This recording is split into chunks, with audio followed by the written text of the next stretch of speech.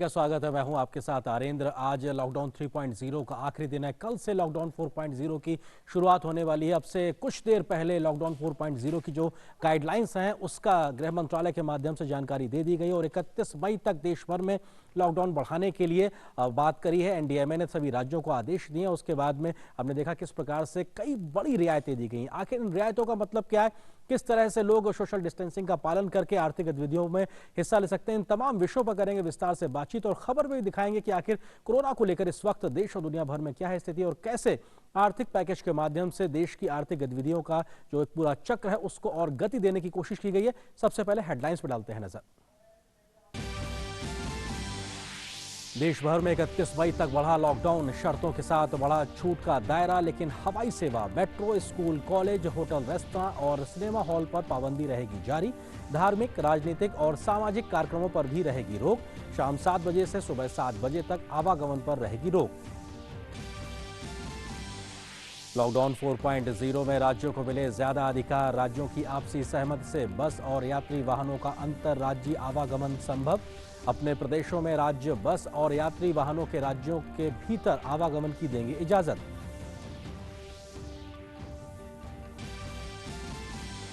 Lockdown 4.0 में लोगों को बड़ी राहत, खाने की होम डिलीवरी को मिली इजाजत। स्पोर्ट्स कॉम्प्लेक्स भी खुलेंगे, लेकिन दर्शकों को नहीं रहेगी अनुमति।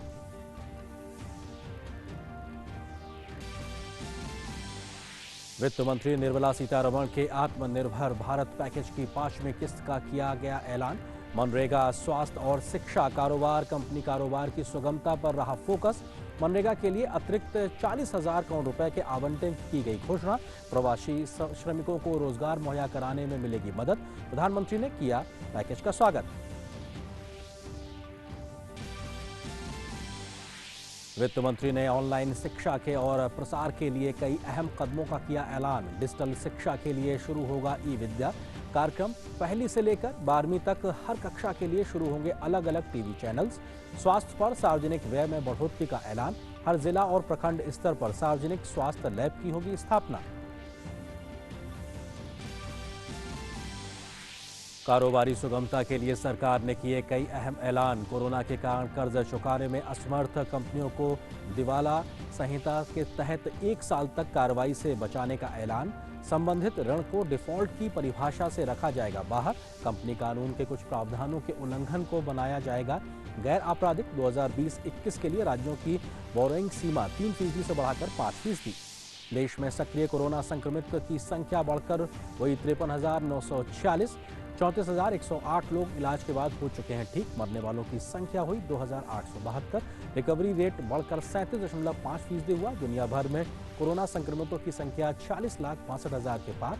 मरने वालों का आंकड़ा 3,12,000 के पार पहुंचा। ओडिशा और पश्चिम बंगाल में मंडराया चक्रवाती तूफान अम्फन का खतरा। एनडीआरएफ ने ओडिशा और पश्चिम बंगाल के जिलों में अपनी टीमों को किया तैनात।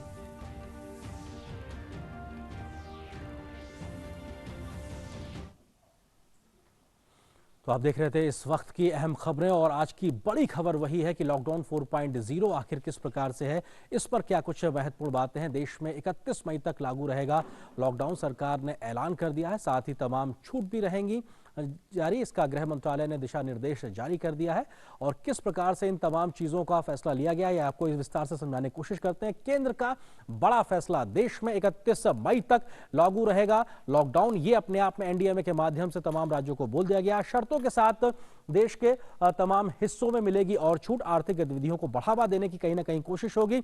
लॉकडाउन 4.0 में राज्यों के पास फैसले का ज्यादा अधिकार होगा। पहले केंद्र ज्यादा फैसले करता था, अब राज्यों को और ज्यादा अधिकार दिए गए। सोशल डिस्टेंसिंग के नियम की तहत जारी रहेंगे एक तरीके से, क्योंकि सोशल डिस्टेंसिंग सबसे ज्यादा जरूरी है, उस पर फोकस है। साथ ही साथ किन किन चीजों पर पूरे देश में जारी रहेगी पाबंदी, यानी पूरे देश में क्या क्या पाबंदी रहेगी वो बहुत जरूरी है। घरेलू और अंतर्राष्ट्रीय विमान सेवाएं फिलहाल अभी बंद रहेंगी। इसके अलावा मेट्रो रेल सेवाएं जिन भी शहरों में है वहां पर मेट्रो रेल सेवाएं पर पाबंदी रहेगी, बंद रहेगी। क्या और बंद रहेगा? स्कूल बंद रहेंगे, कॉलेज बंद रहेंगे, अन्य शैक्षणिक संस्थान भी बंद रहेंगे, यानी शैक्षणिक गतिविधियां हैं वो बंद रहेंगी। होटल और रेस्तरां बंद रहेंगे। हालांकि टेक होम जो फूड की व्यवस्था है वो उसको कहीं ना कहीं अनुमति मिली है। सिनेमा हॉल, मॉल और जिम भी बंद रहेंगे क्योंकि यहां पे सोशल गैदरिंग की ज्यादा संभावना होती है।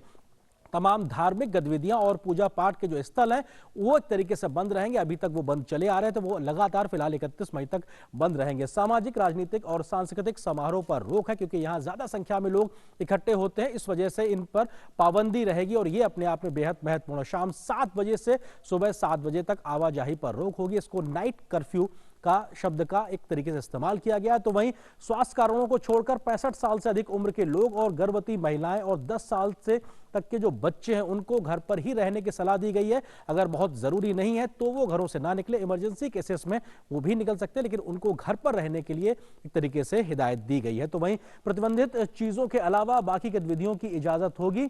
किस किस चीजों पर छूट मिली है उसका जिक्र कहीं ना कहीं साफ तौर पर किया गया है। स्पोर्ट्स कॉम्प्लेक्स और स्टेडियम खुलेंगे लेकिन दर्शकों की अनुमति नहीं होगी। ये शायद इस लिहाज से भी है कि जो गतिविधियां थी काफी तरह से ठहरी हुई थी, लेकिन इसको कहीं ना कहीं थोड़ा सा गति देने की कोशिश की गई है। रेस्तरां को खाने की होम डिलीवरी की इजाजत दी गई है, लेकिन आप वहां बैठ के नहीं खा सकते हैं। आप वहां से खाना पका हुआ ले जा सकते हैं या वो अपना होम डिलीवरी कर सकते हैं, इसकी इजाजत है। साथ ही साथ राज्यों की आपसी सहमति से बस और यात्री वाहनों को अंतर राज्यीय आवागमन की सुविधा होगी, यानी दो राज्य आपसी सहमति से बसों का, सार्वजनिक परिवहन के वाहनों का सोशल गाइडलाइंस के साथ में आवागमन कर सकते हैं। वो बेसिक आधार कहीं ना कहीं सोशल डिस्टेंसिंग को मेंटेन करना होगा।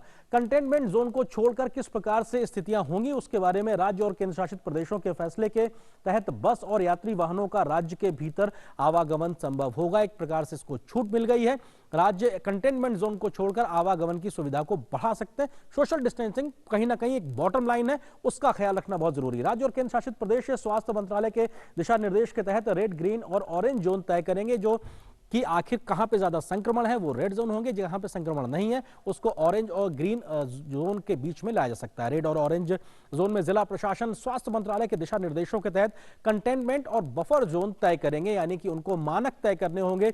जो मानक कहीं ना कहीं केंद्रीय स्वास्थ्य मंत्रालय ने दिए, उसके आधार पर वो राज्यों के उन इलाकों को वो तय कर सकते हैं कि कौन सा इलाका किस जोन में आता है। कंटेनमेंट जोन में केवल आवश्यक सेवाओं की अनुमति होगी, यानी कि आपकी रोजमर्रा की जिंदगी में कहीं कोई ठहराव ना आए, चाहे भले ही आप कंटेनमेंट जोन में हो। वहां पे अति आवश्यक जो वस्तुएं हैं उनकी सप्लाई पे कोई फर्क नहीं पड़ने वाला है, भले ही कंटेनमेंट जोन क्यों ना हो। कंटेनमेंट जोन से लोगों को आने जाने की अनुमति नहीं होगी। स्वास्थ्य संबंधी दिक्कतों और आवश्यक सेवाओं को छूट रहेगी। अगर किसी को कोई दिक्कत है, तबीयत खराब है, तो वो आ जा सकता है, और जो आवश्यक वस्तु है उसके आवागमन को भी छूट होगी। कंटेनमेंट जोन में कम से कम जो एसेंशियल सर्विसेज है उनको मनाही नहीं है। कंटेनमेंट जोन में कॉन्ट्रैक्ट ट्रेसिंग और घर घर जाकर जांच होगी। जिस हम लगातार इसको बात कर रहे थे सर्विलांस ट्रेसिंग को लेकर, वो कहीं ना कहीं कोशिश होगी, कॉन्ट्रैक्ट किया जाएगा कि ऐसा कोई व्यक्ति जो संक्रमित व्यक्ति के संपर्क में आया तो जो कंटेनमेंट जोन है वहां पर इसको ज्यादा कहीं ना कहीं कोशिश होगी उसकी टेस्टिंग को लेकर। सार्वजनिक कार्यस्थल पर फेस मास्क लगाना अनिवार्य होगा। आप अगर सार्वजनिक स्थलों पर हैं और अगर अपने आप ऑफिस जा रहे हैं जहां पे ज्यादा लोग इकट्ठे हैं तो आपको फेस कवर करना ही होगा, मास्क लगाना ही होगा। कार्यस्थल और सार्वजनिक जगहों पर थूकना दंडनीय अपराध होगा। अगर आप थूकते हैं, स्प्लिट करते हैं तो आपके ऊपर फाइन लग सकता है। इस प्रकार के भी प्रावधान है। सार्वजनिक स्थल और यातायात में सोशल डिस्टेंसिंग का पालन सबसे जरूरी है। आपको इस बात का बहुत ख्याल रखना है। वैवाहिक कार्यक्रमों में सोशल डिस्टेंसिंग के साथ अधिकतम 50 लोगों की अनुमति है, इससे ज्यादा लोग वहां नहीं हो सकते हैं।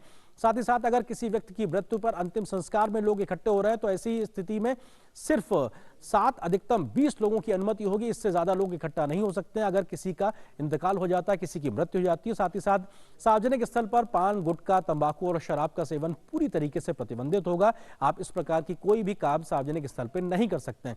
दुकानों में जब आप जाएंगे तो आपको 2 गज की दूरी बनाना बेहद जरूरी होगा, उसके बिना आपको अनुमति नहीं होगी। एक दुकान के अंदर अधिकतम 5 व्यक्तियों को अनुमति होगी, इससे ज्यादा लोग नहीं हो सकते। साथ ही साथ उनको आपस में सोशल डिस्टेंसिंग भी मेंटेन करनी होगी, फेस कवर भी करके रखना होगा। कार्यस्थल के लिए अतिरिक्त दिशा निर्देश जारी किए गए हैं, जिसके आधार पर उनको तमाम प्रावधानों को करना है। जहां तक संभव हो वर्क फ्रॉम होम का पालन किया जाए। अगर किसी व्यक्ति का आना अति आवश्यक है ऑफिस, तभी उसको बुलाया जाए, अन्यथा उसको घर से काम करने की कहीं ना कहीं अनुमति दी जाए। वर्क फ्रॉम होम पे फोकस कहीं ना कहीं ज्यादा किया गया है, जिससे लोग घरों से रह के काम कर सकें, घर से बाहर ना आए। दफ्तर हो, दुकान हो और संस्थाओं में शिफ्ट में काम किया जाए। अगर संभव है तो ऐसे घंटों के अंतराल से लोगों को बुलाइए कि लोग एक साथ एक जगह ऑफिस में इकट्ठे ना हो। शिफ्ट बेसिस पे आप लोगों को बुलाइए, उनसे काम लीजिए और उन्हें घर जाने की अनुमति दीजिए। प्रवेश और निकास के द्वारों पर थर्मल स्क्रीनिंग हो, सैनिटाइजेशन हो और हाथ धोने की सुविधा जो है वो ऑफिसेज में उपलब्ध कराई जाए। इसका जो नियोक्ता है यानी जो आपका एम्प्लॉयर है वो विशेष तौर पर ख्याल रखेगा इस बात का। कार्यस्थल की सुविधाओं और मानव संपर्क के स्थानों जैसे दरवाजा आदि को बार बार सैनिटाइज करने की जरूरत है, क्योंकि आप कॉमन स्पेसेस को यूज करते हैं, कॉमन चीजों को यूज करते हैं, तो चाहे दरवाजे का जो कुंडी होती है उसको आपको सैनिटाइज करने की जरूरत है। इस प्रकार की बातों का ख्याल रखने की जरूरत है। कार्यस्थल पर हर शिफ्ट में सोशल डिस्टेंसिंग के नियमों का पालन जरूरी है, ये अपने आप में सबसे महत्वपूर्ण है। तो लॉकडाउन 4.0 में कई प्रकार के गाइडलाइंस दे दिए गए हैं साफ तौर से, जिसके तहत ये इस बात का तय कर दिया गया है कि कल से कई प्रकार की छूट के साथ में लॉकडाउन 4.0 की शुरुआत होने जा रही है। लेकिन सबसे ज्यादा फोकस कहीं ना कहीं जो आत्म अनुशासन के ऊपर है, सेल्फ डिसिप्लिन पे है, क्योंकि अगर आपको घर से बाहर निकलना है, खुद को सुरक्षित रखना है, परिवार को सुरक्षित रखना है, तो तमाम गाइडलाइंस का पालन करना होगा। किस प्रकार से ये अपने आप में गतिविधियां आगे बढ़ेंगी, इस पर करेंगे विस्तार से बातचीत, लेकिन एक छोटे से ब्रेक के लिए फिलहाल रुकते हैं।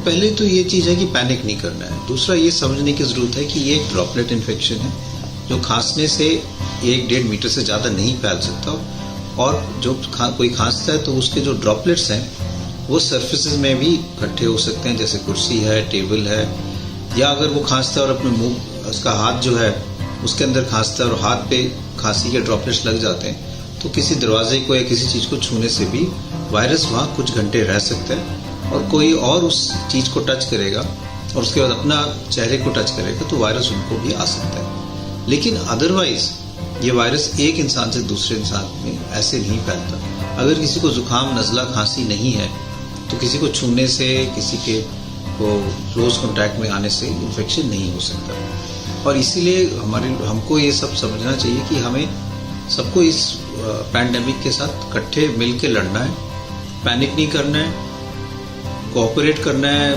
गवर्नमेंट की पॉलिसीज के साथ। खुद जो सोशल डिस्टेंसिंग हम कह रहे हैं, शुरुआत होने जा रही है, इसका जिक्र प्रधानमंत्री ने भी किया था, लेकिन इस बदले हुए परिदृश्य में किस प्रकार से लोगों को ख्याल रखना है, अपने आप का भी, अपने आप को बचा के रखना है, इस विषय पे हम करेंगे बात। दो खास मेहमान इस वक्त मेरे साथ स्टूडियो में मौजूद हैं, उनका मैं परिचय आपके साथ कराता हूँ। मेरे साथ मौजूद हैं वरिष्ठ पत्रकार शेखर अय्यर जी। सर, बहुत स्वागत है हमारे साथ में जुड़ने के लिए। इसके अलावा दूसरे खास मेहमान हमारे साथ मौजूद हैं, हमारे साथ डॉक्टर AK वार्ष्णेय जी हैं, डिपार्टमेंट ऑफ मेडिसिन में आप प्रोफेसर हैं, RML हॉस्पिटल जो कि दिल्ली में। सर, आपका भी बहुत स्वागत है। धन्यवाद। शेखर अय्यर जी, मैं शुरुआत आपसे करना चाहूँगा। आपको लगता है कि एक ऐसा दौर हिंदुस्तान या कहा जाए दुनिया ही देख रही है जो पहले कभी देखा नहीं गया? आपको लगता है कि अब लॉकडाउन 4.0 की जो कल से शुरुआत होने जा रही है, नए प्रकार के नियमों में शिथिलता के साथ में, भारत उसके लिए तैयार हो चुका है? बिल्कुल, लगातार हम देख रहे हैं, लगभग 2 महीना हो चुका है कि अभी लॉकडाउन क्यों है, किस लिए है, हमें क्या करना चाहिए, नहीं करना चाहिए। मुझे लगता है अभी सब भारतीय, जितने भी भारत में अभी बसे हुए हैं, सब भारतीय नागरिक जानते हैं कि क्यों हो रहा है, क्या नियम करना है, नहीं करना है। अगर आप देखेंगे भी अधिकांश, मतलब आप कह सकते हैं 95% अगर आप देखेंगे सब पालन कर रहे हैं, और जहाँ वायलेशंस है या जहाँ कर नहीं पा रहे हैं अन्य कारण से, वहाँ ये भी दिखाई दे रहा है कि वहाँ फिर केसेस की इंसिडेंस बढ़ रहे हैं। तो इसीलिए ये जो लॉकडाउन 4.0 में अगर आप देखेंगे, ये ऐसा बनाया गया है जहाँ पे कंटेनमेंट जोन्स नहीं है, जहाँ ऑरेंज जोन हो, ग्रीन जोन हो, जितना जल्दी वहाँ पे नॉर्मल इकोनॉमिक एक्टिविटी शुरू किया जाए उसके लिए कई प्रावधान किए गए।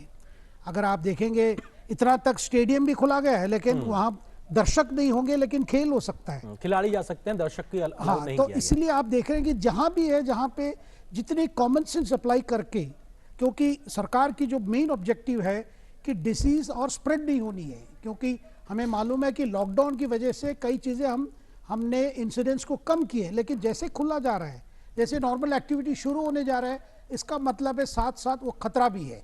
वो खतरा से बचने के लिए ही आप देख रहे हैं कि ये लॉकडाउन में कई चीज़ें जो पहले थे वो कंटिन्यू करेंगे, कई बैन्स, जो पाबंदियां पहले थे वो भी कंटिन्यू करेंगे, लेकिन साथ साथ जहाँ पे पिछले 14 दिन या उससे और पिछले 14 दिन, यानी 28 दिन में कोई नए केसेस ना हो, जिसको हम कहते हैं ग्रीन जोन, वहाँ पे ये कई रिलैक्सेशंस दिए गए हैं। जी, डॉक्टर वार्ष्णेय, आप किस तरह से इस बात को देखते हैं, क्योंकि हम ये लिख के दे रहे हैं कि लॉकडाउन 4 रियायत मोर, लेकिन चैलेंजेस भी मोर है, कहीं ना कहीं बहुत ज़्यादा चैलेंजेस है कि इस चुनौती को किस तरीके से हिंदुस्तान लेने के लिए तैयार है। आपको लगता है कि जब रियायतें दी जा रही हैं, लोग घरों से निकलेंगे, तो किन बेसिक्स चीज़ों का बहुत ज़्यादा ख्याल रखने की ज़रूरत है ताकि संक्रमण का शिकार ना हो और किसी और को भी शिकार ना होने दें? बिल्कुल, देखिए आपने कहा कि चूंकि ये नई परिस्थिति है, ये वायरस नया आया, लोगों को नई नई जानकारी हो रही है और कुछ अनुभव हमें विदेशों से भी मिला कि जहाँ पे उन लोगों ने लॉकडाउन या तो नहीं किया या बहुत देर से किया, तो वहाँ संक्रमण का रेट बहुत ज़्यादा रहा। हमारे माननीय प्रधानमंत्री जी ने समय पर लॉकडाउन किया, उसकी वजह से काफ़ी हद तक हम संक्रमण को रोक पाए। अभी भी हमारे देश में 1 लाख से कम केस हैं, मृत्यु दर भी हमारी 3.2 तक है। परंतु अगर लगातार हम बना के रखेंगे लॉकडाउन, तो जो आर्थिक परेशानी है वो भी बढ़ रही है और डर इस बात का भी है कि बीमारी फैलेगी। तो दोनों के बीच में सामंजस्य रखना है। अभी देखिए काफ़ी जो बहुत बड़ा देश है हमारा, तो इसमें जैसे बार बार बात हो रही है कि कुछ जोन में हमारी बीमारी ज़्यादा है, जिसको हम रेड जोन बोलते हैं जी, और जहाँ ऑरेंज जोन, जहाँ 14 दिन से कोई केस नहीं आ रहा, या ग्रीन जोन जहाँ पे पिछले 3-4 हफ्ते से कोई केस नहीं आ रहा, तो उनमें फिर ये है कि हम आर्थिक गतिविधि शुरू करें।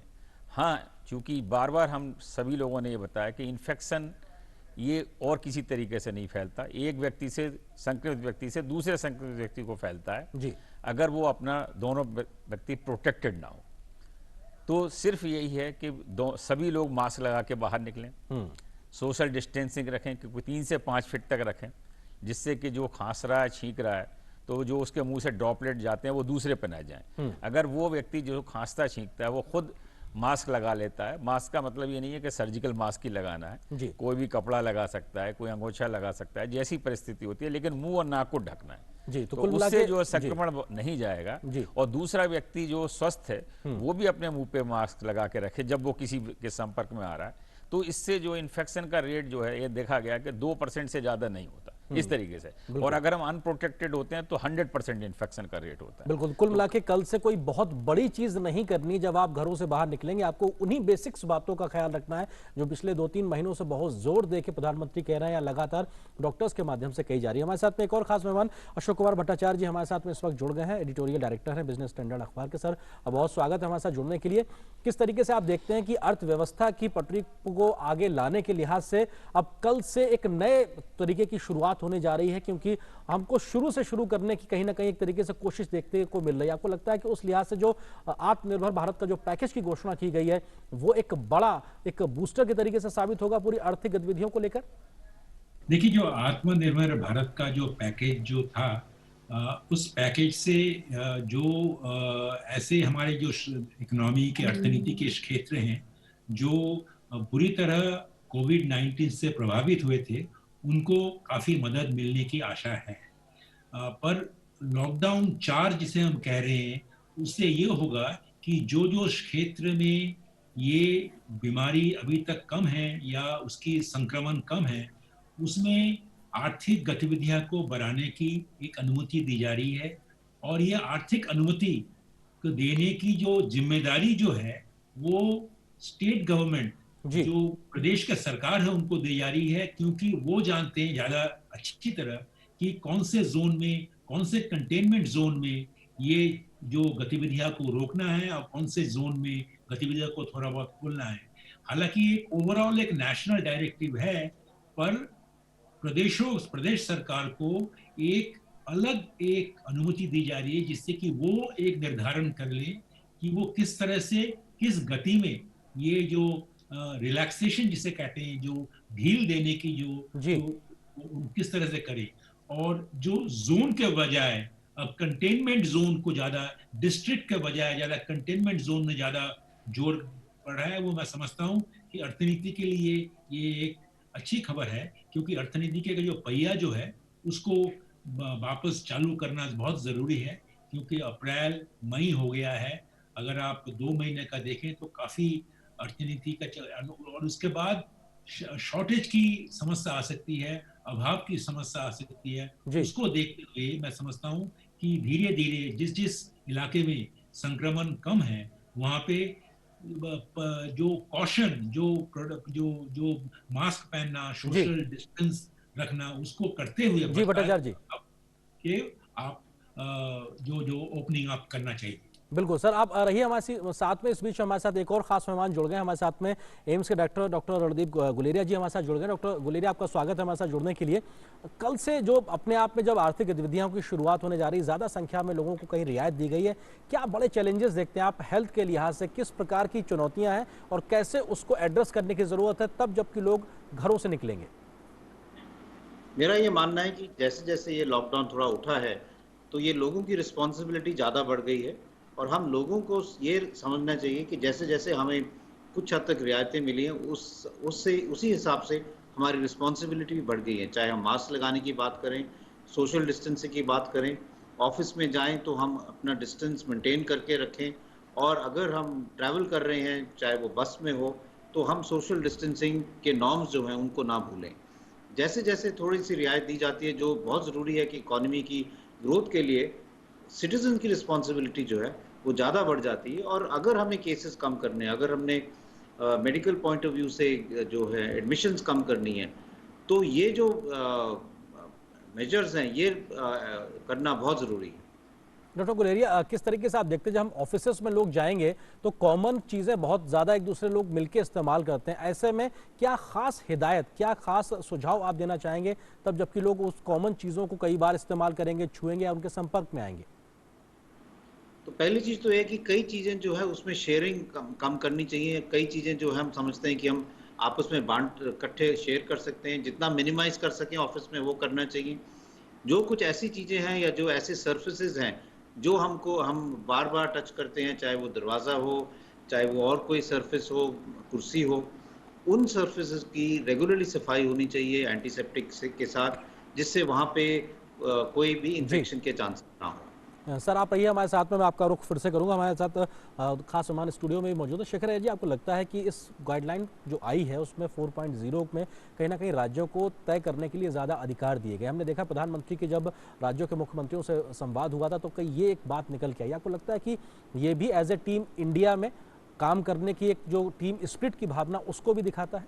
बिल्कुल, देखिए जब सीएम के साथ कॉन्फ्रेंस हुआ था तहाँ पे कई सजेशंस आए थे जी, कि राज्य सरकार चाहते थे कि ये कंटेनमेंट जोन्स की जो क्राइटेरिया हेल्थ मिनिस्ट्री रखा है उस हिसाब से ही कंटेनमेंट जोन रहेंगे, लेकिन बाकी जो ऑरेंज जोन और ग्रीन जोन्स हैं उसमें क्या एक्टिविटी होंगे, कैसे होंगे और किस जिला में कौन कौन एरिया डिक्लेयर करेंगे, क्योंकि वो राज्य सरकार की यही ज़्यादातर सजेशंस थी कि उन पर छोड़ा जाए, लोकल अथॉरिटीज़ पर छोड़ा जाए, वो डिसाइड करे किस एरिया को कंटेन कर रहा है, किस एरिया को अगर ऑरेंज जोन से ग्रीन जोन बदलना है।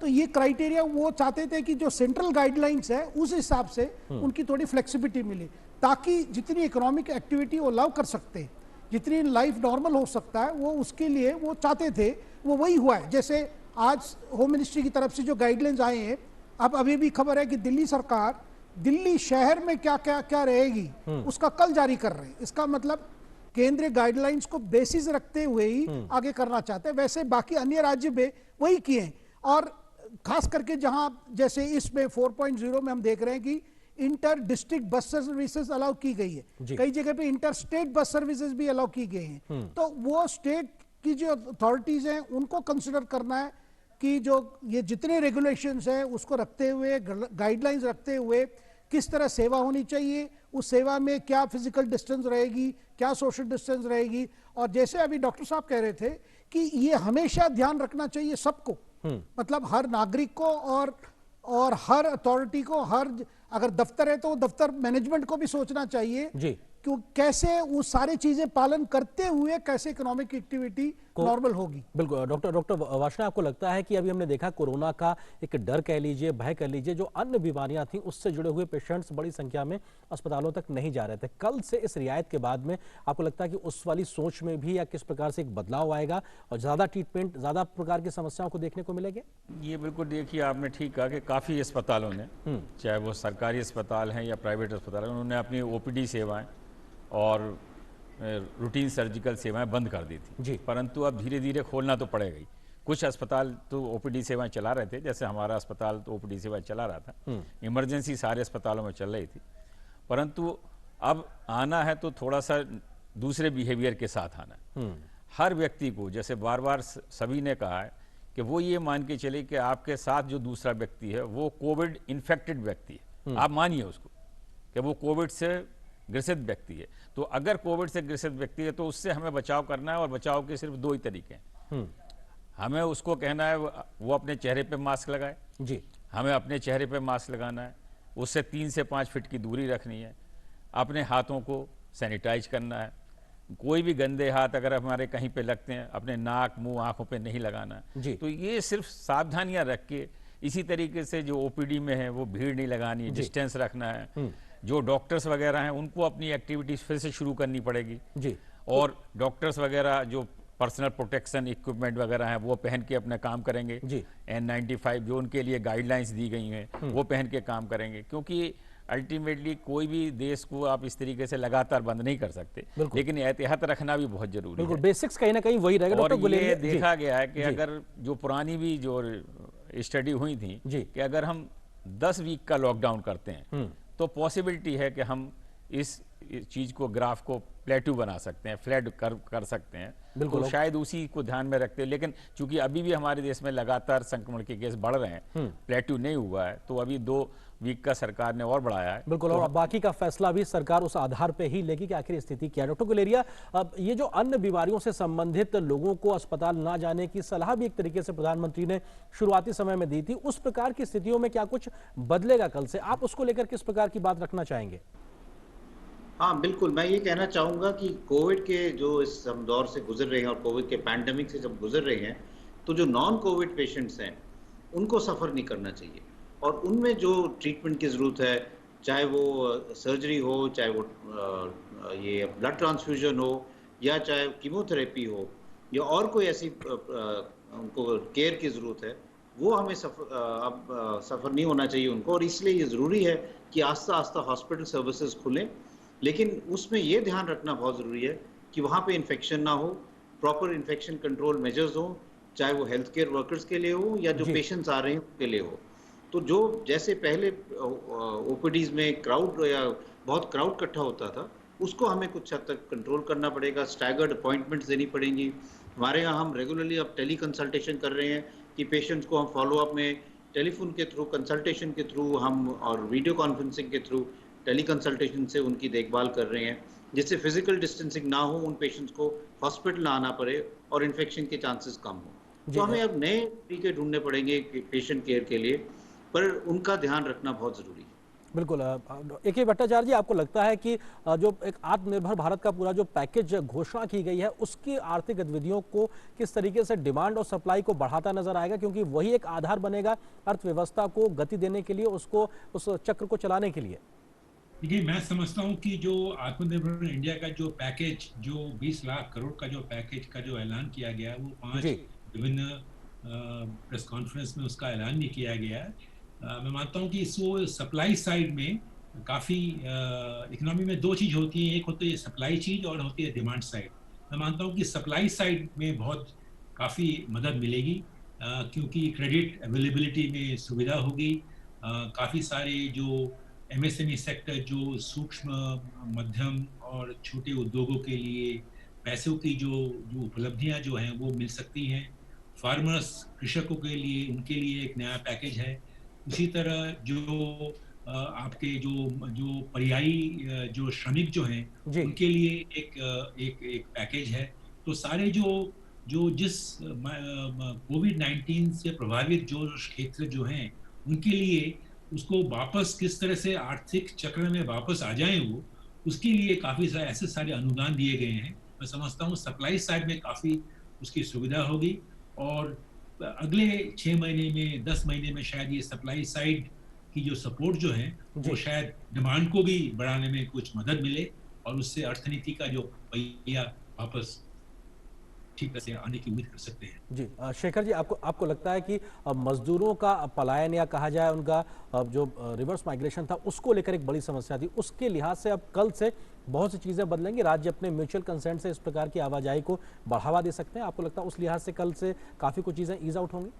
देखिए, इंटरस्टेट बस सर्विस की जब कई छूट दी गई है, रिलैक्सेशन की गई है, तो उम्मीद किया जा रहा है कि ये जो प्रॉब्लम हम देख रहे हैं पिछले कुछ हफ्ते से, कुछ दिनों से, उसका थोड़ा ये होगा।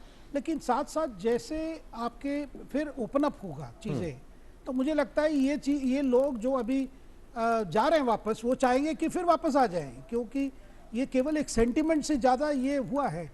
तो सरकार की यही सोच है कि उनको जो ज़रूरत है वो केंद्र सरकार की तरफ से जो दे सकता है वो देंगे, लेकिन ज़्यादातर जिम्मेदारी राज्य सरकारों का है।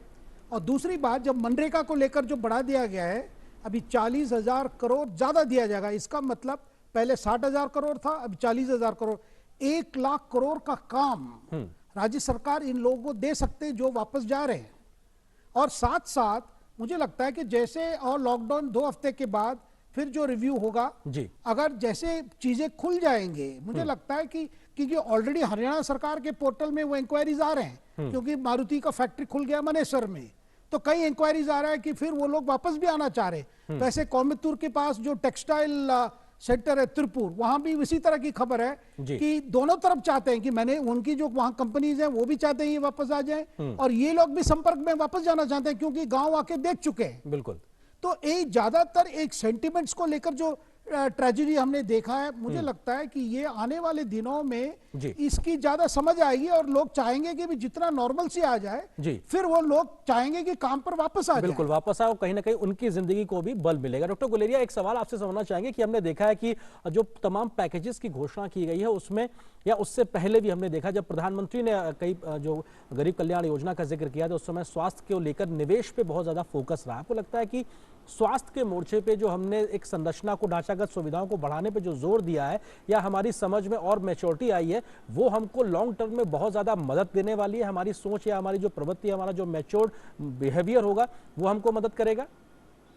बिल्कुल। हम जो स्वास्थ्य पे आप जोर दिया गया है इस पैंडेमिक के कारण, उसमें 2 चीजें हुई हैं।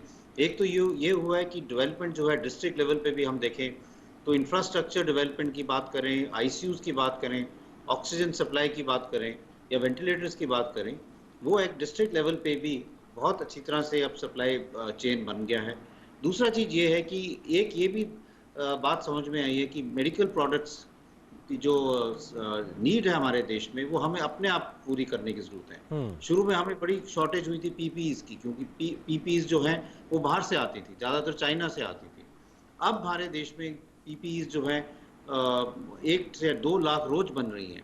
N95 मास्क की जो बात करें, कई इंडस्ट्रीज लोग वेंटिलेटर बनाने में लगे हुए हैं।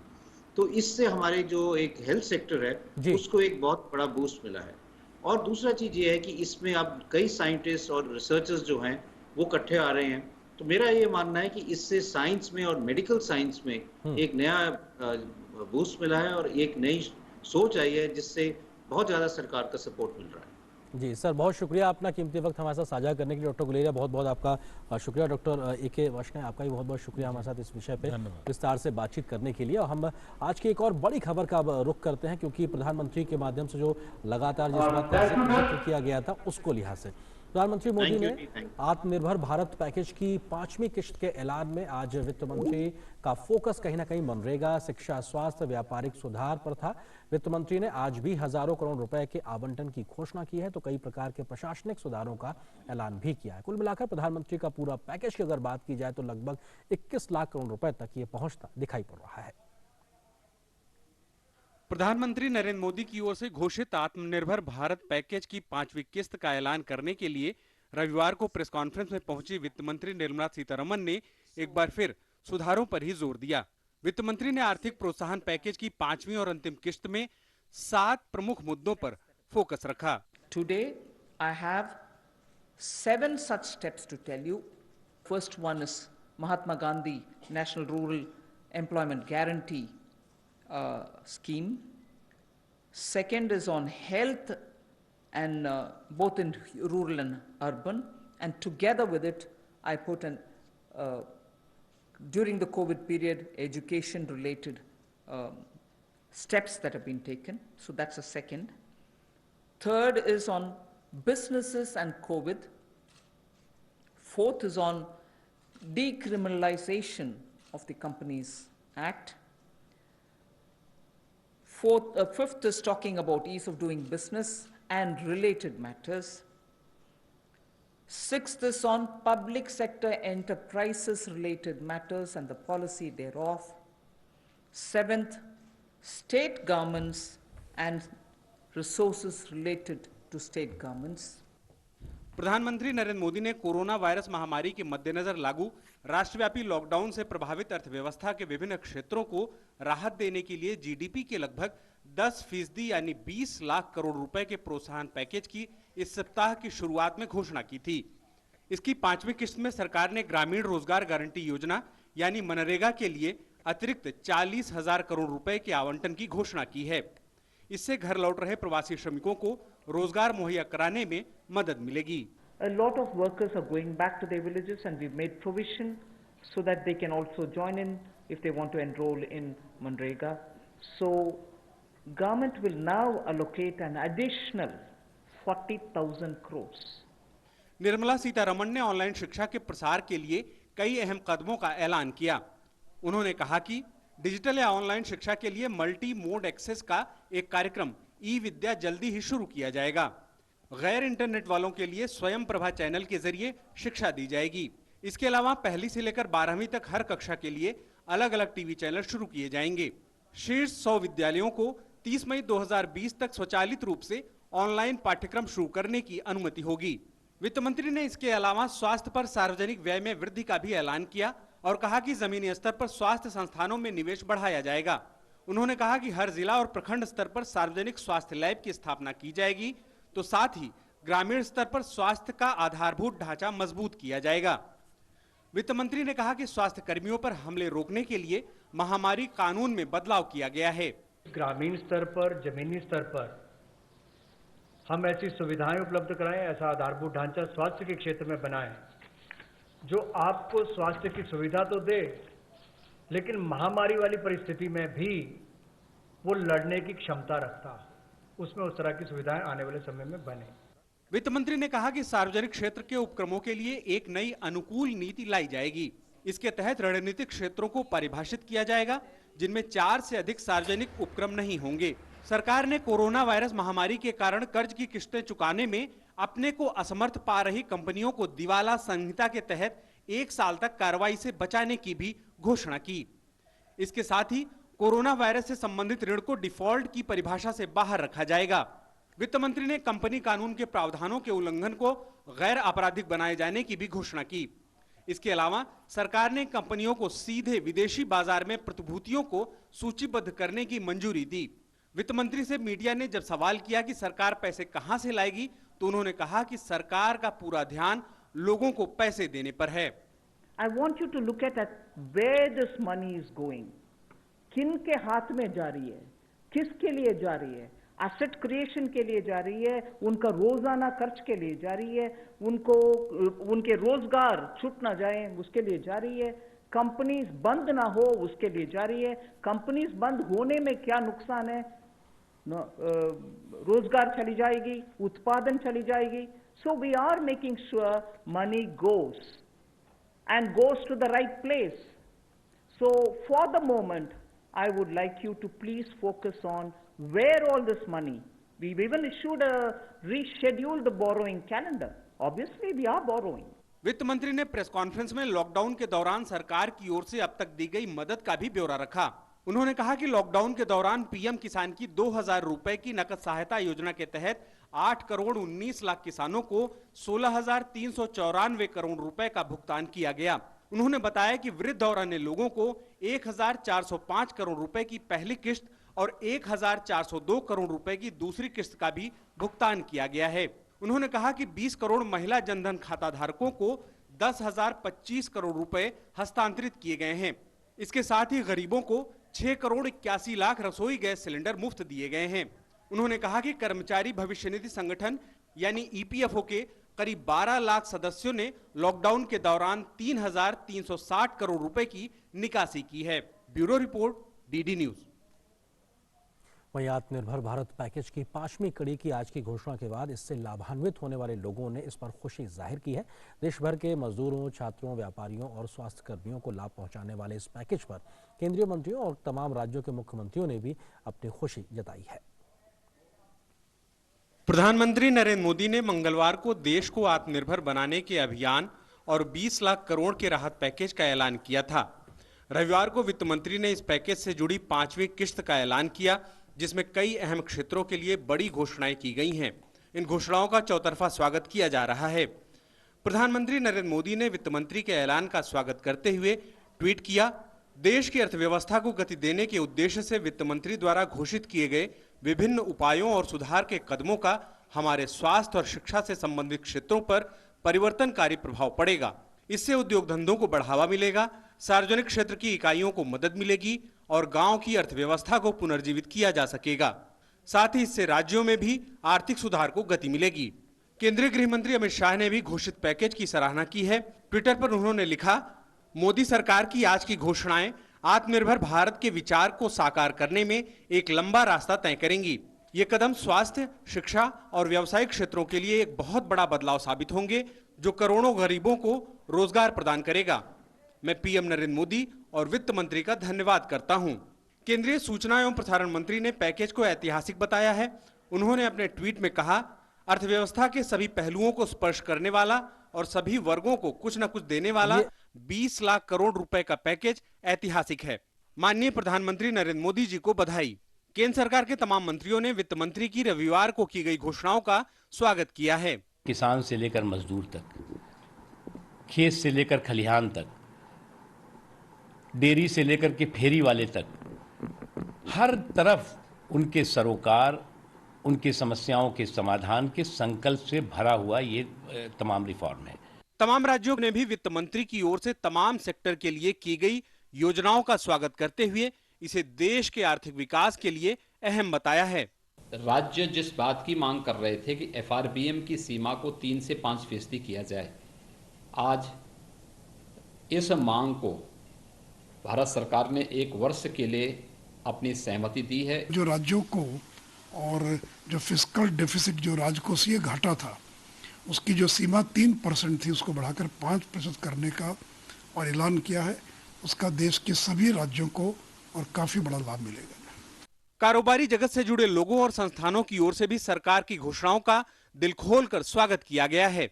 Honorable Finance Minister has also strategically targeted the package to for the poor, and this is very, very important, building health and education capabilities and also unleashing tremendous power of industry to contribute to employment as well as for national development.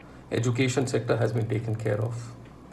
Health infrastructure, making us ready for the future should there be any concerns with pandemics like this. The healthcare sector in India has been amongst the most neglected sectors, and this gets much needed focus with a great ground level rural thrust for the first time. सरकार ने मनरेगा के लिए अतिरिक्त 40,000 करोड़ रुपए के आवंटन की घोषणा की है। मजदूर इस फैसले से काफी खुश हैं। काम मिल रहा है यहाँ पे, जब हम मांग करते हैं तो उनके आधार पर ग्राम सेवक जी सभी को काम दे रहे हैं। सोशल डिस्टेंस का पूरा ध्यान रखते हैं सर। बहुत जगह लंबी चौड़ी पड़ी है इस तालाब में, तो हम बहुत दूरी रख के काम करते हैं और वो सैनिटाइज जो है रोज आ जाता है और हम करते हैं, रोज करके ही जाते हैं और आते वक्त एक बार और कर लेते हैं, दिन में और करते हैं। वित्त मंत्री की ओर से ऑनलाइन शिक्षा के प्रसार के लिए उठाए गए कदमों का शिक्षकों ने स्वागत किया है। Today we received announcements regarding education. And they have announced 12 education channels, that is from class 1 to class 12. We have a lot of TV channels. Each class is having a channel. It was really amazing. कुल मिलाकर वित्त मंत्री के कदम देश के लिए बेहद अहम है और हर वर्ग इसकी प्रशंसा कर रहा है। Bureau report, DD news. और अब से कुछ देर बाद कैबिनेट सेक्रेटरी जो हैं और राज्यों के मुख्य सचिवों के साथ वीडियो कॉन्फ्रेंसिंग के जरिए संवाद स्थापित करेंगे। किस चीज़ पर फोकस रहेगा, इस पर बात करने के लिए हमारे सहयोगी सुधाकर दास इस वक्त हमारे साथ में मौजूद हैं। सुधाकर, फोकस क्या रहेगा, कैसे लॉकडाउन 4.0 को इम्प्लीमेंट करना है? जी बिल्कुल, देखिए अभी तुरंत गाइडलाइंस भी जारी हो चुके हैं और एक तरह से गाइडलाइंस को लेकर राज्यों के अगर कोई सवाल है, कुछ और वो जानना चाहते हैं, कुछ और वो चाहते हैं, तो उसको लेकर कैबिनेट सेक्रेटरी मौजूद रहेंगे राज्यों के मुख्य सचिवों के साथ और तमाम सवालों के वो जवाब भी देंगे। और जो तमाम जो इसको लेकर, क्योंकि देखिए एक तरफ तो राज्यों को अधिकार दिया गया, खासतौर से अगर कंटेनमेंट जोन किसको बनाना है और कैसे कंटेनमेंट जोन या रेड जोन या बफर जोन की बात है, तो राज्यों को अधिकार दिया गया है, लेकिन ये कहा गया है कि वहाँ सिर्फ एसेंशियल एक्टिविटी जारी रहेंगी। इस पर कैबिनेट सेक्रेटरी एक तरह से इसको दोबारा एनफोर्स करने की कोशिश करेंगे, राज्य ये सुनिश्चित करें उसकी कोशिश करेंगे। तो साथ ही साथ सोशल डिस्टेंसिंग हो या फेस मास्क हो, इस तरह के जो उपाय हैं उसको लागू करना या नाइट कर्फ्यू को लागू करना ज़रूरी है, उस पर एक तरह से जोर रहेगा। उसके अलावा जो अन्य गतिविधियों को लेकर खासतौर से राज्यों से सुनना चाहेंगे, एक तरह से वो खुद भी बताएंगे कि जो पूरी मंशा है इस लॉकडाउन के पीछे, खासतौर से आर्थिक तंत्र को मजबूत करने की, उसको फिर से खड़ा करने की, वो एक मंशा बताएंगे। तो निश्चित तौर पर ये जो 9 बजे बैठक होने वाली है बेहद ही महत्वपूर्ण। आर्यन, शुक्रिया सुधाकर इस बातचीत के लिए। फिलहाल धन्यवाद आपका हमारे साथ जोड़ने के लिए। और हम आज बात कर रहे थे किस प्रकार से आज आर्थिक गतिविधियों को बढ़ाने के लिए आत्मनिर्भर भारत के 5वें कड़े के तहत जो पैकेज की घोषणा की गई है, फोकस क्या रहा, क्या बड़ी बातें रही, जरा उसको आपको सिलसिलेवार समझाने की कोशिश करते हैं इस ग्राफिक्स वीडियो वॉल के माध्यम से। जो आत्मनिर्भर भारत से स्वास्थ्य क्षेत्र को आज एक बड़ी राहत दी गई। स्वास्थ्य के क्षेत्र को 15,000 करोड़ रुपए की घोषणा की गई है। ये अपने आप में एक बहुत बड़ी रकम है। एक निवेश के तौर पर राज्यों को 4,113 करोड़ रुपए जारी किए गए हैं। इस बात का जिक्र किया गया आवश्यक वस्तुओं पर 3,750 करोड़ रुपए खर्च किए जाएंगे जो कि स्वास्थ्य से जुड़े हुए हैं। इसके अलावा लैब और टेस्टिंग के लिए भी 550 करोड़ रुपए का प्रावधान किया गया। ये अपने आप में बेहद महत्वपूर्ण है। ई संजीवनी कंसल्टेशन सुविधा की शुरुआत करने का जिक्र भी वित्त मंत्री ने आज किया है। तो 51 लाख पीपीई किट मुहैया कराए गए हैं, जिसके बारे में कह सकते हैं अभी तक हम विदेशों से मंगाते थे, अब हम आत्मनिर्भर बनने की ओर आगे बढ़ते नजर आ रहे हैं। तो वहीं लगभग 87 लाख N95 मास्क भी उपलब्ध कराए गए हैं। महामारियों से निपटने पर स्वास्थ्य पर सार्वजनिक व्यय बढ़ाने का फैसला भी लिया गया है। ये अपने आप में बेहद महत्वपूर्ण है कि किस प्रकार से इस पैंडेमिक सिचुएशन से हम निपट सकते हैं। इस पर कहीं ना कहीं स्वास्थ्य के क्षेत्र में एक बड़ा जोर रहा है। तो वहीं जमीनी स्तर पर स्वास्थ्य संस्थाओं में निवेश बढ़ाने पर भी सरकार ने बड़ा एक फोकस किया है और फोकस्ड मैनर में इस पर काम होता दिखाई पड़ेगा। रिसर्च या कहा जाए अनुसंधान पर भी स्वास्थ्य के क्षेत्र में बहुत ज्यादा जोर होगा। उस पर भी बढ़ावा देने के लिए तमाम प्रकार के जमीनी प्रावधान किए गए हैं। इसके साथ साथ अगर हम मनरेगा की बात करें तो 40,000 करोड़ रुपए के अतिरिक्त पैसे का प्रावधान किया गया है। ये अपने आप में बड़ी रकम है और 300 करोड़ अतिरिक्त श्रम दिवस इससे सृजित होंगे जो ये अतिरिक्त प्रावधान किया गया है। इसके अलावा ये अपने आप में बेहद महत्वपूर्ण है कि 61,000 करोड़ रुपए का बजटीय प्रावधान पहले से ही मनरेगा में 40,000 करोड़ रुपए का और प्रावधान किया गया है। तो ये 1 लाख करोड़ से ज्यादा की रकम होती है मनरेगा को लेकर। घर वापस जाने पर प्रवासी मजदूरों को काम की कमी नहीं होगी, इस बात का ख्याल रखा जा रहा है। बड़ी संख्या में लोग वापस अपने घरों को जा रहे हैं। उच्च उत्पादन के माध्यम से ग्रामीण अर्थव्यवस्था को बढ़ावा देने पर सरकार का फोकस है, उस पे कहीं ना कहीं जोर रहेगा। ईज ऑफ डूइंग बिजनेस पर भी आज बड़ा फैसला देखने को मिला है। नए दिवालियापन की जो कोई कार्रवाई की है उसको 1 साल के लिए टाल दिया गया है। इस प्रकार से एक पूरे पीरियड को दिया गया है और आईबीसी कानून में न्यूनतम सीमा 1 लाख से बढ़ाकर इसको 1 करोड़ रुपए तक कर दी गई है, यानी एक बड़ी छूट देने की कोशिश की गई है। तो वहीं 7 कंपाउंडेबल अपराधों को पूरी तरीके से हटा दिया गया है। इस प्रकार की जो आपराधिक गतिविधियों को जिसको माना जाता था उनको हटाने का जिक्र किया गया। तो ये अपने आप में कई बड़े प्रावधानों का हम लगातार जिक्र कर रहे हैं जो आज की इस 5वीं किश्त के माध्यम से कहीं ना कहीं सामने आए हैं। तो वहीं आत्मनिर्भर भारत में तकनीक आधारित शिक्षा में क्या कुछ बदला है। प्रधानमंत्री ई विद्या कार्यक्रम की शुरुआत होने जा रही है क्योंकि टेक्नोलॉजी का बहुत ज्यादा इंटरवेंशन होगा। सरकार ये सुनिश्चित कर रही है कि छात्रों की शिक्षा में नुकसान ना होने पाए क्योंकि उनका भविष्य ही हिंदुस्तान का भविष्य है। तो उनके भविष्य के साथ खिलवाड़ ना हो उसका पूरा फोकस है। जिनके पास इंटरनेट नहीं है उनके लिए स्वयं प्रभा DTH चैनल की शुरुआत करने का सरकार ने फैसला किया। ये एक बहुत बड़ा दूरगामी परिणाम है और 1 से लेकर 12 तक के सारे क्लासेस के लिए अलग अलग 12 चैनल्स को जोड़े जाने का फैसला किया है। स्काइप के जरिए छात्रों के इंटरेक्टिव सेशन की करवाया जाए, इसकी शुरुआत करने के लिए भी सरकार ने फैसला किया। उसके प्रावधान किए गए हैं, उसको जोड़ा जाएगा। प्राइवेट जो DTH प्लेयर्स हैं, जो बड़े बड़े प्लेटफॉर्म्स हैं, उनको भी इस पूरी पहल में जोड़ा जाएगा। उनके माध्यम से भी शिक्षा के प्रचार प्रसार को बल दिया जाएगा कि कहीं उनके माध्यम से भी इसको आगे बढ़ाया जाए। दीक्षा प्लेटफॉर्म पर अब तक 61 करोड़ लोग पहुंच चुके हैं, 61 करोड़ हिट्स मिल चुके हैं, यानी कि इतने लोगों ने उस सुविधा का उठाने का कोशिश की, यानी ई लर्निंग के थ्रू वो आगे बढ़े। ई पाठशाला में 200 नई पाठ्य पुस्तकों को जोड़ा जा चुका है। यह अपने आप में एक बड़ा दिन है, अपने आप में एक बड़ा फैसला है कि आखिर शिक्षा के माध्यम से कैसे बढ़ा जाए। अगर हम ओवरऑल की अगर बात करें तो आत्मनिर्भर भारत पैकेज की बात की जाए तो 20,97,053 करोड़ रुपए का कुल ये पैकेज है। लगभग 21 लाख करोड़ का ये पूरा पैकेज है जो मिला के दिया गया है। और पहले दिन का जो पैकेज था, क्योंकि आज 5वां दिन था, पहले दिन के पैकेज में किस चीज पे फोकस था? MSME पे EPF के माध्यम से NBFC, डिस्कॉम्स, TDS और TCS पर फोकस था कि इन तमाम मामलों में रियायत दी गई थी, घोषणाएं की गई थी और लगभग 6 लाख करोड़ रुपए के पहले दिन पैकेज का ऐलान हुआ था। दूसरे दिन क्या मिला था, किस पे फोकस था, हम दूसरे दिन का भी जिक्र करते हैं, किस तरीके से ये अपने आप में बेहद महत्वपूर्ण था। तो ये अपने आप में काफी महत्वपूर्ण है कि पहले दिन क्या मिला और ओवरऑल टोटल की अगर बात की जाए तो किस तरीके से लगभग ये 21 लाख करोड़ का एक पूरा पैकेज लगभग बनता नजर आता है। तो ये अपने आप में बेहद महत्वपूर्ण है। इस पर किस तरीके से अर्थव्यवस्था को गति मिलेगी, इस पर विस्तार से हम चर्चा करेंगे, लेकिन एक छोटे से ब्रेक के लिए रुकते हैं।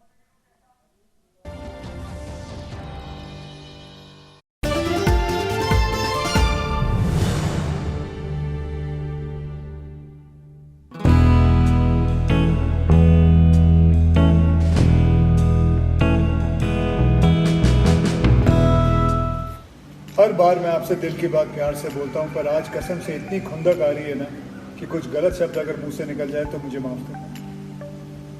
हर दिमाग हिल गया कर कुछ लोगों का है। क्या हो गया लोग, किसको लॉकडाउन का मतलब समझ नहीं आ रहा। लॉकडाउन का मतलब होता है घर पर रहो, घर के भीतर रहो, परिवार के साथ रहो, सड़क पे तफरी करने के लिए निकल ना जाओ। बड़े बहादुर बन रहे हो आप लोग बाहर जाके, ये सब धरी की धरी रह जाएगी, ये सब आपकी बहादुरी सब इधर ही रह जाएगी। खुद भी अस्पताल जाओगे और अपने परिवार वालों को भी साथ ले जाओगे, माँ बहन बाप बीवी सब के सब पहुंच जाएंगे, कोई नहीं बचेगा अगर ध्यान नहीं रखोगे। यार अकल का इस्तेमाल। घोषणा की गई उसके आखिर मायने क्या है, इस विषय पे बात करने के लिए दो खास मेहमान हमारे साथ मौजूद है। स्टूडियो मौजूद हैं शेखर अय्यर जी, वरिष्ठ पत्रकार, इसके अलावा अशोक कुमार भट्टाचार्य जी भी हमारे साथ में लगातार जुड़े हुए हैं। शेखर जी, किस तरह से आप देखते हैं कि अगर हम इन पांचों पैकेज या कहा जाए पूरे आत्मनिर्भर भारत पैकेज की बात करें तो फोकस कहीं ना कहीं इस बात पे साफ तौर पे दिखाई पड़ रहा है कि ढांचागत सुविधाओं को एक तरीके से व्यापक विस्तार देने पे पूरा फोकस है। बिल्कुल, ये देखिए सरकार की जो लक्ष्य है कि एक ना दिन एक ये लॉकडाउन खत्म हो जाएगा जी। उसके बाद आर्थिक एक्टिविटी शुरू होगी और जब वो एक्टिविटी जब शुरू होगी तब महसूस होगा कि किस क्षेत्र में क्या नुकसान हुआ है और कैसे वो अपने आप अपने पैर में कैसे खड़े होंगे। इसलिए सरकार ने डिसाइड किया, सारा सब सेक्टर के साथ बातचीत करके कई मिनिस्ट्री इंटर मिनिस्ट्री मीटिंग्स के बाद कि एक ऐसी पैकेज होनी चाहिए जिसमें कुछ स्टिमुलस हो, कुछ लिक्विडिटी हो, यानी लोन वगैरह मिलने की सुविधा हो, क्योंकि जो नए नए जो कंपनीज फिर दोबारा शुरू करेंगे उनकी और कैश की जरूरत होगी, पैसे की जरूरत होगी, लोन की जरूरत होगी। और साथ साथ जहां पे जिन लोगों को पैसे हाथ में पहुंचना चाहिए, जो गरीब किसान है, जो गरीब मजदूर है, उनको पहुंचने के लिए जो सुविधा है राज्य सरकार के माध्यम से वो पहुंचने का भी एक रास्ता निकाला। साथ साथ जहां गेहूं चावल जिनको चाहिए, वो जहां एडिशनल सिलेंडर देनी है वो उसकी भी व्यवस्था की। और सबसे बड़ी है कि जैसे प्रधानमंत्री ने कहा, ऐसी जो चुनौती है उसका मतलब है साथ साथ उसको अवसर भी मिलता है। वो अवसर का मतलब है जहां रिफॉर्म्स करनी है वहां रिफॉर्म्स करनी है, जिस क्षेत्र को खोलना है उस क्षेत्र को खोलना है। हमने देखा कई बड़े महत्वपूर्ण रिफॉर्म्स भी किए गए, फैसले किए गए। बिल्कुल भट्टाचार्य जी, आपको लगता है कि ये जो फैसले लिए गए हैं तमाम प्रकार के इस पैकेज के तहत कैसे भारतीय अर्थव्यवस्था को गति देते नजर आएंगे, खासतौर से ग्रामीण अर्थव्यवस्था के लिहाज से अगर बात की जाए, गांव गरीब तक ये कैसे राहत देते नजर आएंगे? के बाद ये जो सारे सुधार के जो डिसीजन सरकार ने अभी उनके ऐलान किए हैं वो काफी मायने रखेंगे। इन सुधारों की जो मैं मानता हूं कि जो 20 लाख या 21 लाख करोड़ तो एक पैकेज है, पर उससे मैं मानता हूं ज्यादा कार्यकारी हो सकता है अगर इस सुधारों का अगर इम्प्लीमेंटेशन ठीक तरह से हम कार्यान्वित कर सकते हैं। क्योंकि इन सुधारों के दो आयाम हैं। एक पहला आयाम ये है कि उन्होंने इसमें एक आत्मनिर्भरता का एक नया एक पर्सपेक्टिव दिखाया है। उसमें एक तरफ आप जो एमएसएमई सेक्टर के लिए जो ग्लोबल टेंडरिंग नॉर्म्स उसको आपने टाइटन कर दिया है, जिससे कि एमएसएमई सेक्टर को ज्यादा सप्लाईज वो दे सके। दूसरी तरफ ये है कि आपने फॉरेन डायरेक्ट इन्वेस्टमेंट आप डिफेंस सेक्टर में आपने 9% से आपने आपने 74 बिल्कुल सर, अपने आप में वक्त थोड़ा इतनी ही इजाजत दे रहा है हमको, लेकिन आपने बहुत महत्वपूर्ण बात की किस तरीके से ये एक बूस्टअप तरीके से काम करेगा जमीन पर उतर के। आप दोनों ही मेहमानों का बहुत बहुत शुक्रिया हमारे साथ इस चर्चा में शामिल होने के लिए। फिलहाल न्यूज नाइट के सफर में बस इतना ही, लेकिन जाते जाते आपको छोड़ जाते हैं देश भर के मौसम के हाल के साथ। नमस्कार।